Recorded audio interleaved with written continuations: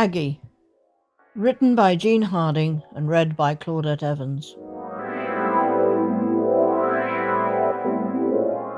Gordon and I sat in our caravan at the seaside, rather disconsolate. We had kept it here in Dovercourt, then a quiet East Coast town for 3 years, and had come to love the place, so had decided to move up here for good. This was not long after the war. Jobs were easy to find, but houses were not. We had finally found one to suit and had come up this weekend to sign the contract, only to find we'd been gazumped. We were debating whether or not to return to Gray's when Mr. Rose, the estate agent, knocked on the door. "A house has just come onto my books again that might suit you. Would you like to come and have a viewing?" We jumped up, full of new hope, and followed him back towards the town, up Beach Road and on to Marine Parade. When Mr. Rose stopped outside one of the large Edwardian terraced houses, I turned to Gordon, whispering, "We can't afford one of these places in this position." He also looked disappointed, but said, "We'd better look round it, though, now he's set it up for us," as we followed him through the heavy dark green front door with its shining brass door fittings. The hall floor was covered in light green, deep pink, and cream tiles. The cream ones each had a pink rose in. Could not help saying how pretty it was, and felt myself warming to the house. It was built on a ridge, so had 2 levels at the front, but 3 at the back, therefore had 2 staircases. The view from the large sitting room was wonderful, straight out across the bay. The dining room looked out over the top of other houses and across the River Stour into Suffolk. What had been a morning room had been turned into a kitchen, and down the second stairs was the old kitchen, the maid's parlour, her bedroom and bathroom, all now unused. Up the front stairs were 3 bedrooms and a bathroom, the view from the master bedroom being more spectacular than downstairs. The more we saw, the more we were sure it was out of our reach. Gordon asked the price, fingers crossed. Mr. Rose answered, £3,100. On seeing our surprise, he continued, "Mr. Pettigrew wants a very quick sale. It is only 100 more than he paid for it 6 months ago. His wife is staying with her sister in Suffolk. It's only £300 more than you were going to pay for the other one, so I thought I'd give you a first chance. Can you run to that?" We looked at each other. It was 100 over our budget, but I nodded yes, and Gordon answered, "Yes. Subject to survey, yes. I thought you'd like it. You know the neighbours have been here years, yet this one has changed hands 3 times in 2 years." We moved in a month later, in late August. After a busy day unpacking, when the children had gone to bed, we were in the sitting room enjoying a welcome glass of brandy when we heard a noise that seemed to be coming from down the old kitchen. "That sounds like pots and pans clattering," I said. Gordon replied, "It can't be.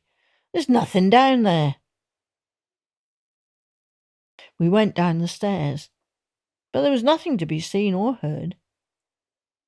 So Gordon checked the back door and we returned to our drinks. Later, as I turned to go up the front stairs to bed, I thought I caught a glimpse of a figure at the top of the other stairs watching us. When I looked again, there was nothing. This happened several times in the next few days, but I said nothing.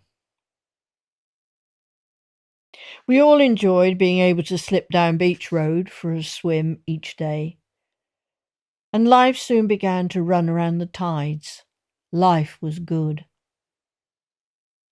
Then one day my eldest girl, Margaret, took me aside and said in an apologetic tone, "I don't think I'm crazy, Mum, but I'm sure as I was waking up, there was an old lady at the foot of my bed." That confirmed my suspicions. We were living with a ghost. It was not the first time I'd seen one. We were an odd family, and the house still felt warm and welcoming. She seemed harmless, so we settled down to life. In the autumn, our boy Ian caught a cold, which quickly became a chest infection. He was not well at all. I gave him his tablets, cough medicine, and rubbed his chest, then stayed with him until he fell asleep. We left our bedroom door open in case he awoke, but he slept until morning. When he came into our room feeling much better, "You must be so tired, Mum, after sitting up with me all night." I tried to explain, but he was insistent that I had been sitting in a chair with a shawl around my shoulders the several times he awoke. He was 8 years old then, a practical lad, and not given to making up stories. We all started to hear the kitchen noises more frequently now. The children had named her Aggie because she seemed to live below stairs, and they thought she was an old servant. Whenever we had visitors, she would come and have a look, but most people were totally unaware of her, fortunately. The rule of the house was that you did not talk about her unless people could see her. The kids thought she was great fun, but when my mother came to the seaside for a holiday, she said that she felt someone was watching her all the time. It unnerved her so much she went home early. I don't think Aggie liked my mum very much. 2 years after we moved there, I found I was pregnant.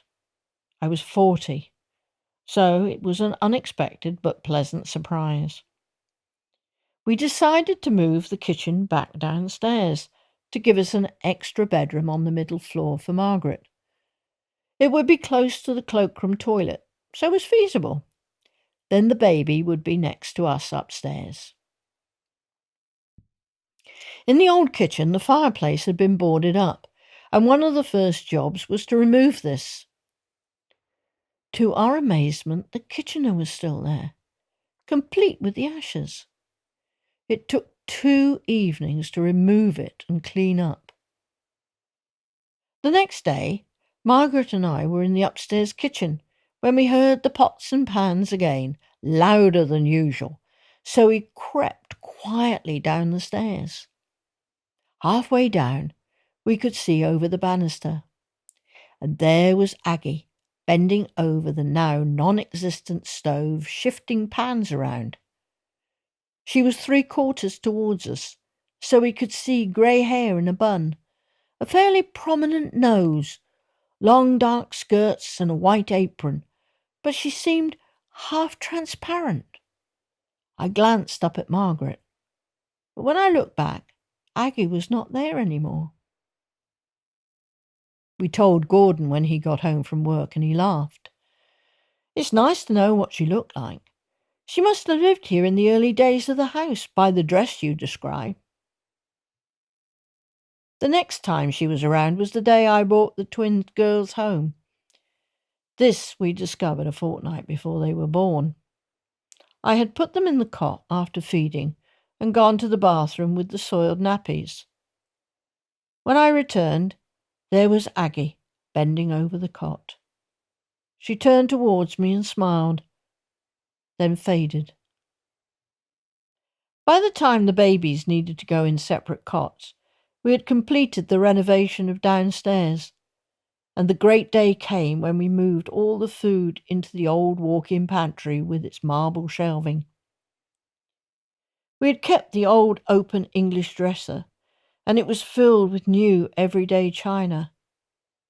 Gordon had brought a large pine table from a house that was being modernized, and as we gathered together for our first supper, we were chatting happily.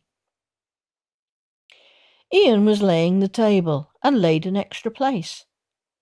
"That's for Aggie," he declared, and we all laughed. But as I looked up, there was Aggie at the bottom of the kitchen stairs, smiling. She lifted her hand and slowly faded away as usual.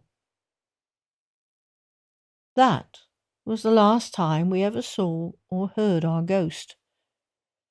We had put her kitchen back, and she seemed satisfied. But this story had a sequel. After several years' research with many false starts, I finally found out who Aggie really was. Her name was Mary Ada Williams. Her father worked on the lighthouse, and the family lived in a Trinity house. Our house had been bought by a Miss Hazelton, the daughter of an Indian Army colonel. Mary was born in 1870 and went to work for Miss Hazelton when she was 13 as cook's help, taking over as cook when the old one died. When her employer died, she left the house to Mary. Mary lived there until she was 80 years old, never going out of Dovercourt.